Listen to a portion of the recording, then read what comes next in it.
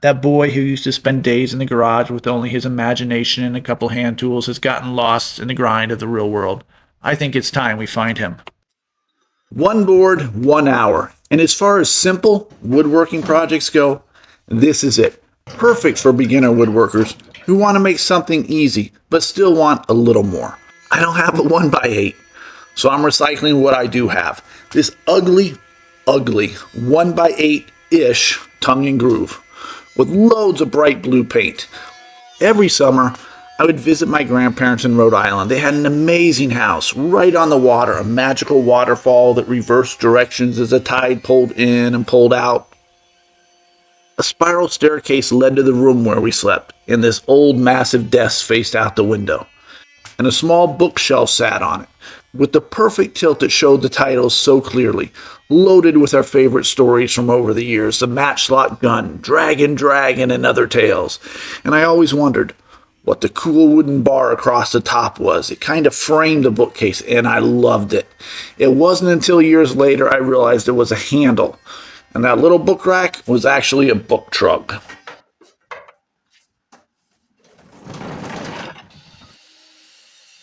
Okay, so now I have almost a 1x8. It's a little thinner, not a problem though. We'll cut our pieces at the miter saw. I said it was easy. We only need 5. Unless I miscounted. But I only used one hand, so it can't be more than that, right? 16 inches, no sliding miter saw, no problem. Flip it and rip it. The one and only piece of my equipment that is actually dialed into perfection. Then we hit up the table saw to rip those tongue and grooves off.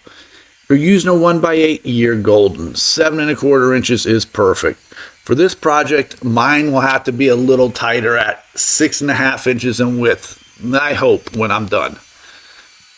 At the last minute, I decide on a whim to not run the 4th piece through and remove the groove.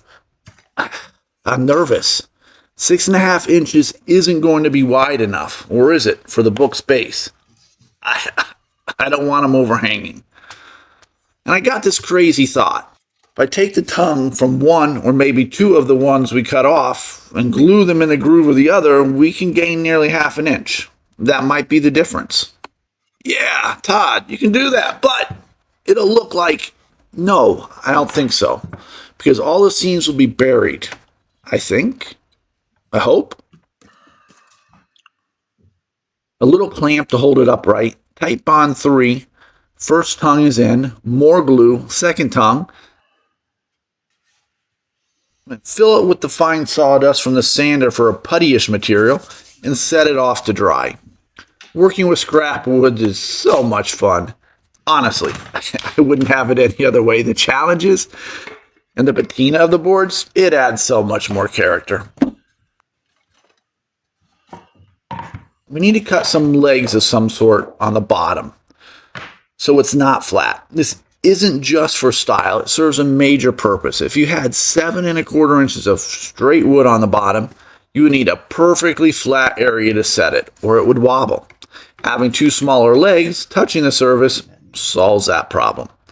We'll zoom in here. Now you can see where we're going to cut it. My only design element that is still up in the air is the handle. Do I do a pass-through or just nail it in place? Or I saw this notch type method on a toolbox once, and I think I'll try it here. It's a little combination of both. My first thought was just using a 3/4 inch stock as the handle. Then I went to doubling up, thinking 1.5 inches, a little more beef. But not sure I have enough material for that.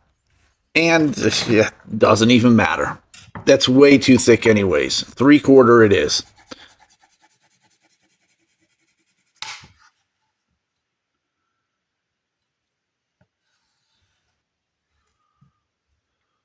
Then we cut it out at the scroll saw. Look, a coping saw works just fine. I've used them for years. There's not too much to do it by hand. It'll just take a little more time.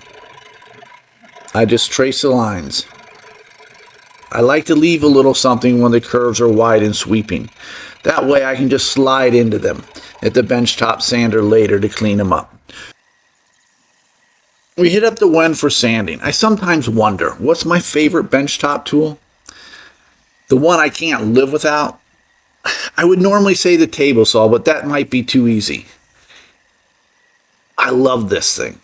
It just carves pine so easily. It cleans up my rough edges, making all the curves smooth.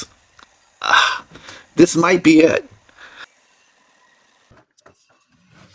The handle is next, and now I have this idea. I just have to settle on the width, well, the height of it all.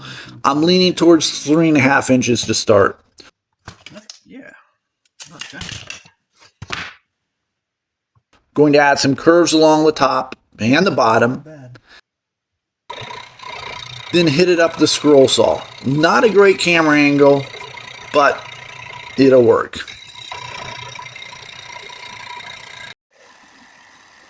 Then back to the when. I slide in the lines, and just like the bookends, nice and smooth.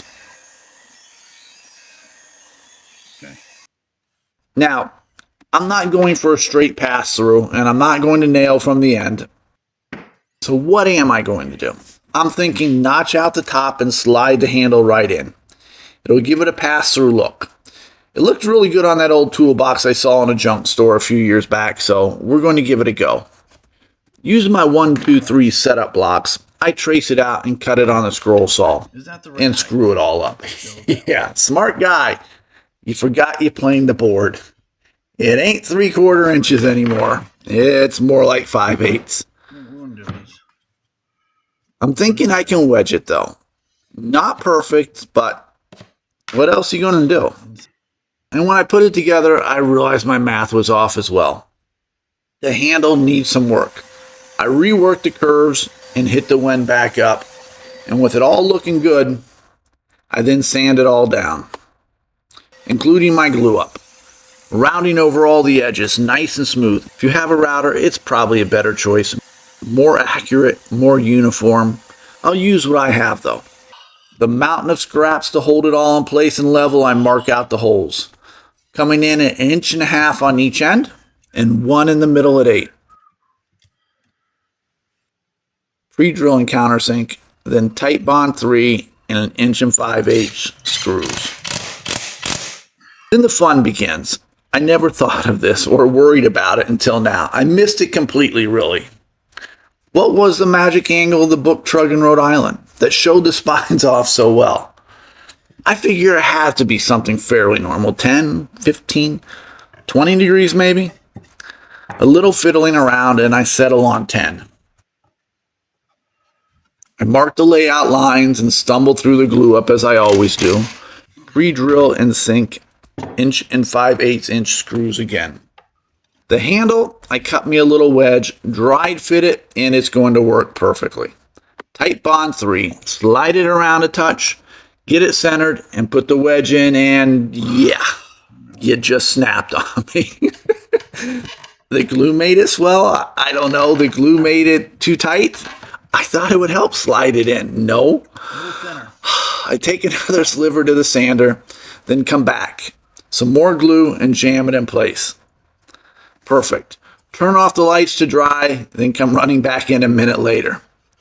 I figured I should probably flush cut it before it actually dries. I don't want it to accidentally glue halfway up the handle. All right. First and foremost, I like it. I really, really like it now that it's done-ish. I wasn't sure I was going to, but loaded with books, the handle frames it just like I remember. I do think I would drop it down 1 inch, go at 15 inches versus 16 inches on the sides. And I do think a 1/8 is perfect. That extra 3/4 inches you gain on the side width will make that bottom shelf not stick out as much as mine. So even better. I'll run dowels through the handle for strength. Not that anyone will lift it, but just in case. Then take my time with the finish and get it right. I tend to rush it far too often for the cameras. I'm thinking stencil here. The one in Rhode Island had something. I can't remember what. It was scathed beyond all recognition. A little green, some flecks of red, probably flower or roses maybe. But I'm thinking fantasy again. My first love of reading, good over evil. A dragon maybe? Then a couple coats of poly to lock it all into perfection. So, what would you do for the ends? Add any detail to the handle? As always, thanks for watching. Please like, comment, and subscribe. Anything and everything. Until the next time.